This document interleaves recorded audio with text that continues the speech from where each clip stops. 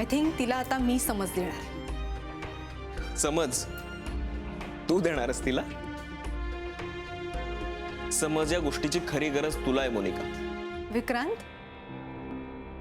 तू माझी बाजू न घेता मानसीची बाजू घेतोयस. कारण ती जर मध्ये पडली नसती तर या घरात आपली बाजू घेणारं कुणीही नव्हतं, हे लक्षात घे तू. खरं तर हे तुलाच कळायला हवं, पण तेच समज कमी. त्याचा जरा विचार कर. आणि उगाच तिच्यावर रागावून तिला दोषी धरण्यापेक्षा आपण या सिच्युएशन मध्ये कसं वागायला हवं होतं त्याचा विचार कर. निदान तेवढी तरी समज दाखव आता. वाव, माझीच लहान बहीण मला खाली पाडण्याचा प्रयत्न करते. खरंच दुर्दैव आहे माझं. भांडण मिटवण्याचं श्रेय धाकट्या बहिणीला मिळतंय म्हणून चिडचिड होते तुझी. कदाचित विचार कर.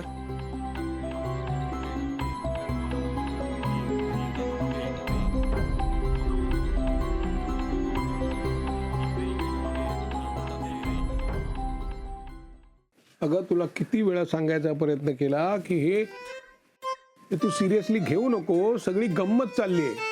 कधी काका? कधी? बरोबर आहे, तिला काय दिसणार, कारण ती एवढंसं तोंड करून खाली मान घालून बसली होती. आपण खुणा करत होतो, तुला दिसल्याच नाही. सॉरी काका, पण मला कसं कळणार की हे सगळं सिरियस नाहीये, सगळं खोटं चाललंय म्हणून. पण काय झालं, आमचा प्लॅन होता ग. म्हणजे तुला डिटेल्स नाही सांगू शकत. घरामध्ये जरा टेन्शन आहे, ते निवळावं म्हणून आम्ही खोटं भांडण करत होतो. म्हणजे आई चिडली ना, तिला शांत करायचं होतं, पण तू त्याला एकदम एकदम सिरियसली घेतलंस आणि आमचा पोपट झाला. सो सो सॉरी काका, आय एम सो सॉरी. नाही नाही ठीक आहे. काय अगं, तू जर आमच्या घरात ते असतीस ना, घरातल्यापैकी चेक, ते तुला पटकन कळलं असतं. घर म्हटलं की वाद होतात ना, भांडण होतात. मग ती मिटवायला ना अशी काहीतरी नाटकं करायला लागतात, करायलाच लागतात. त्याशिवाय भांडण मिटत नाही. दादा, आपली जी आयडिया होती त्याचा फार बोऱ्या वाजलाय हिच्यामुळे. तर आता हिने आपल्याला दुसरी आयडिया द्यावी किंवा आपण हिला शिक्षा करावी. काय शिक्षा करणार? उपयोग काय त्याचा? आईकडून काय होऊ नाही का चू नाही? काका, मी आता आजींना भेटायला जाणार आहे. तुमचा काही निरोप पोचवायचा त्यांच्यापर्यंत? ए बाई, प्लीज प्लीज नाही. तुला जायचं तर जा, तुला जे बोलायचं ते बोल, पण प्लीज आमच्याबद्दल काहीही सांगू नकोस आईला. नाहीतर आई आम्हाला सॉरी अगेन.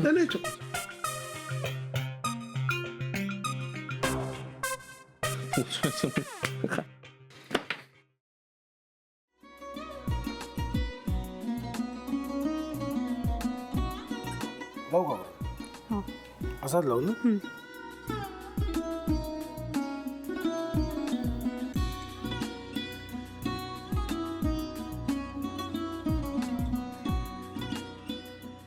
आता काय करायचंय? आता आपण ड्राय स्टफिंग दुसरं काय करणार आपण त्यात? आपण ह्याच्यात मेयोनीज न टाकता बाकीचे सगळे साहित्य टाकायचे. अच्छा, हे सगळं. ऋतू, माझा तर विश्वासच बसत नाहीये.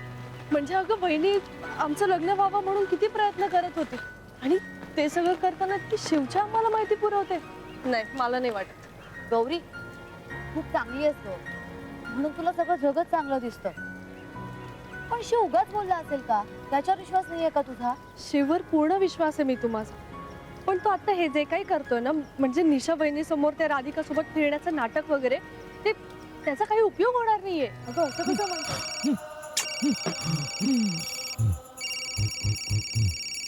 अगं निलिमा, जतीन भाईंचा कॉल आहे. हो माहितीये. रिसीव कर ना.